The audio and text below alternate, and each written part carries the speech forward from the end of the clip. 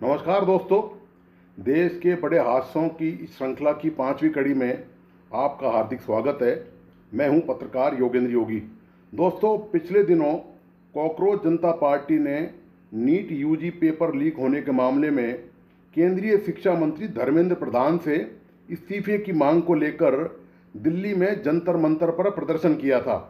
देश के करोड़ों लोगों ने सोशल मीडिया पर कॉकरोच पार्टी के संस्थापक अभिजीत दीपके की युवाओं के लिए उठाई गई आवाज़ का समर्थन दिया था, किंतु शिक्षा मंत्री प्रधान ने इस्तीफा नहीं दिया और न ही प्रधानमंत्री मोदी ने उनसे इस्तीफा लिया। ऐसे कांडों और हादसों के बाद देश में मंत्रियों, मुख्यमंत्रियों और प्रधानमंत्रियों से इस्तीफे की मांग होती रही है, लेकिन नेताओं में नैतिकता नहीं बची है। नेता ऐसी मांगों पर बेशर्मी से अपना बचाव ही करते नजर आते हैं। चाहे कितने ही बड़े धरने, प्रदर्शन, आंदोलन हो जाएं, नेताओं की मोटी चमड़ी पर कोई असर होता दिखाई नहीं देता। लेकिन देश में एक नेता ऐसे भी हुए हैं जिन्होंने एक बड़े हादसे के बाद मंत्री पद से इस्तीफा देकर नैतिकता और राजनीति में जवाबदेही की मिसाल कायम की थी। ये नेता थे प्रधानमंत्री जवाहरलाल नेहरू के मंत्रिमंडल में रेल मंत्री लाल बहादुर शास्त्री। 22 नवंबर 1956 की रात को थूथुकुडी एक्सप्रेस नंबर 803 मद्रास अब चेन्नई है से थूथुकुडी के लिए रवाना हुई। ट्रेन में सवार किसी को भी यह नहीं पता था कि आगे जो होने वाला है वह स्वतंत्र भारत के इतिहास का एक महत्वपूर्ण मोड़ साबित होगा। भारी बारिश के कारण अरियालपुर स्टेशन से 3 किलोमीटर दूर स्थित नदी में पानी का स्तर इतना बढ़ गया था कि अरियालपुर और कल्लागम के बीच बने पुल पर पानी लगभग पटरियों को छू रहा था।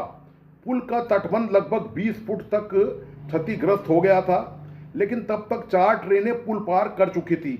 अरियालपुर स्टेशन से लगभग 2 मील आगे और त्रिचुनापल्ली, जो अब त्रिचापल्ली है, से 20 मील दूर ट्रेन पटरी से उतर गई। मद्रास चेन्नई थूथुकुडी एक्सप्रेस में भयानक मुसीबत, एक जोरदार झटके और धमाका हुआ। 13 डब्बों वाली ट्रेन के भाप की इंजन की तेज आवाज आई और कान फाड़ देने वाली चीखें सुनाई दी।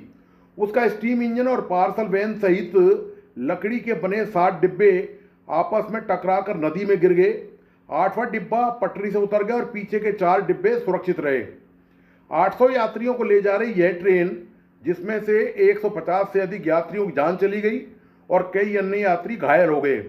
कुछ डिब्बे पूरी तरह से पानी में डूब गए और कुछ यात्री नदी में कूद गए। सिल्लाकुडी, मेटल और अरियालपुर के निवासी एक भयानक शोर सुनकर जागे। यात्रियों को बचाने के लिए घटनास्थल पर पहुंचे। अनुमान है कि 200 लोग मलबे में दब गए थे। कई लोग लापता हो गए थे, जिनके शव कभी बरामद नहीं हो सके।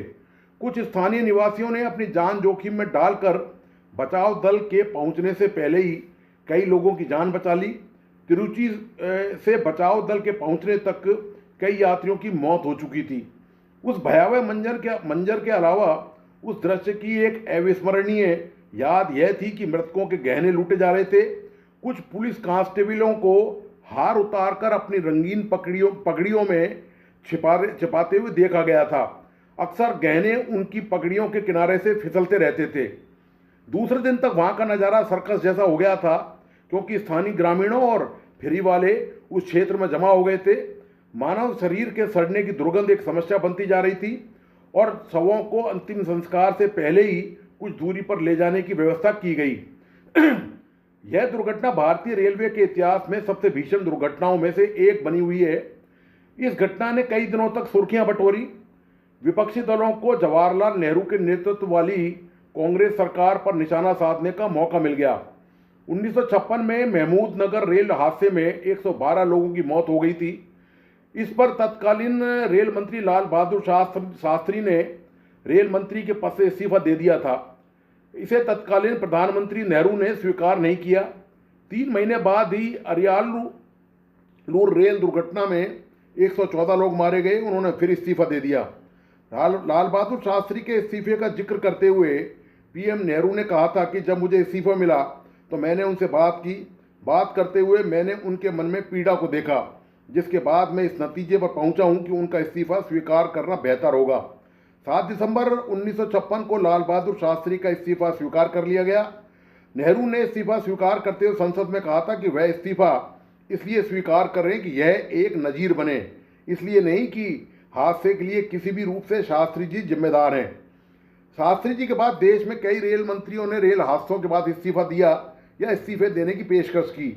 1999 में असम के गैसाल में ट्रेन दुर्घटना में 290 से अधिक लोगों की मौत होने के बाद नैतिक जिम्मेदारी लेते हुए तत्कालीन रेल मंत्री नीतीश कुमार ने रेल मंत्री पद से इस्तीफा दे दिया था। 2 बार रेल मंत्री रही ममता के कार्यकाल में सन 2000 में 2 रेल बड़ी दुर्घटनाएं हुई।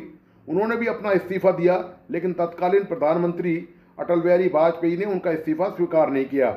इसी तरह 2017 में रेल मंत्री सुरेश प्रभु ने 4 दिनों के भीतर 2 ट्रेनों की दुर्घटनाओं के बाद उन पर इस्तीफा मांगने का दबाव बढ़ गया, तो उन्होंने इस्तीफा दे भी दिया, लेकिन प्रधानमंत्री नरेंद्र मोदी ने उन्होंने तत्काल पद छोड़ने से रोक दिया और अगले महीने रेल मंत्रालय से हटाए गए। ओडिशा के बालासोर में एक ही ट्रैक पर 3 ट्रेनों की आपस में भिड़ंत में 288 लोगों की जान चली गई थी, लगभग 900 लोग घायल हुए थे। इसके बाद विपक्षी दलों ने लगातार सरकार की आलोचना की और रेल मंत्री अश्विनी वैष्णव से इस्तीफे की मांग करी, लेकिन उन्होंने इस्तीफा नहीं दिया।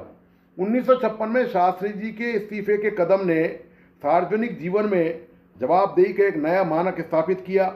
आज नैतिकता का सिर्फ ढिंढोरा पीटा जाता है। आज नैतिकता के आधार पर कोई भी जनप्रतिनिधि पद त्यागने को तैयार नहीं होता, न ही किसी सेवाभावी प्रधान के अंतर्मन में त्यागपत्र मांगने के लिए नैतिकता जागती है। तात्कालिक प्रधानमंत्री ने शास्त्री जी का इस्तीफा एक मिसाल के तौर पर स्वीकार किया था। यह मिसाल इतिहास के पन्नों में कैद होकर रह गई। तो दोस्तों, हादसों की श्रृंखला की 5वीं कड़ी आपको कैसी लगी, प्लीज़ अपने लाइक एंड कमेंट के साथ बताइए।